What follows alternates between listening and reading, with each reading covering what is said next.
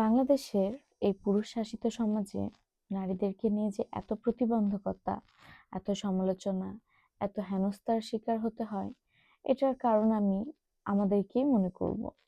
কারণ আমরা শত নির্যাতন সহ্য করেও চুপ থাকি। এত হেনস্থা, এত অপমান, এত কিছু সহ্য করতে হয় কারণ আমরা কথা বলতে জানি না, কথা বলতে ভয় পাই।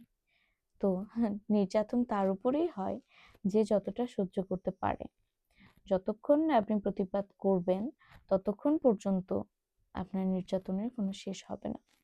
আমাদের দেশে প্রধানমন্ত্রী, প্রধানমন্ত্রীর মেয়ে কেউই ছাড় পায় না। তাহলে আমরা কিভাবে পাবো? সাবেক প্রধানমন্ত্রীর অন্তর্বাস নিয়েও আমাদের দেশের মানুষজন কি করেছে সেটা দেখেছেন। এবং এই যে নতুন যে প্রধানমন্ত্রী, তার মেয়ে জায়মা রহমান, তার সামান্য ছোট ক্লিপস, সেটা নিয়েও কি শুরু হয়েছে সেটাও দেখেছেন। তো আসলে আমি একজন নারী হয়ে আরেকজন নারীর জন্য কথা বলছি আমাদের জন্য। কারণ আমরা চাই আমাদের মতো করে একটু বাঁচতে, নিজেদের মতো করে একটু পোশাক পরতে। যে মেয়েটা ছোট থেকে পশ্চিমা কালচারে বড় হয়েছে, পশ্চিমাদের সংস্কৃতি সভ্যতা দেখে বড় হয়েছে, সে বাংলাদেশে আসার পরেও কি সুন্দর সে সালোয়ার কামিজ পরেছে, শাড়ি পরেছে, এবং আমাদের যে বাঙালির সংস্কৃতি সেটা ধারণ করেছে।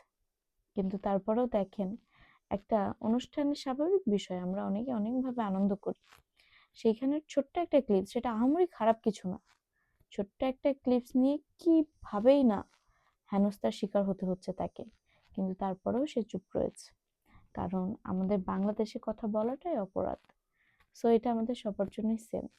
তো আমি সকল নারীদেরকে বলবো যে আমরা যদি একটু মুখ খুলি, তাহলেই দেখবেন এই পুরুষ শাসিত সমাজ আমাদেরকে আর আটকে রাখতে পারবে না, আমাদেরকে আর কোনোভাবেই অপমান করতে পারবে না, হেনস্থা করতে পারবে না, তাদের সিদ্ধান্ত চাপিয়ে দিতে পারবে না।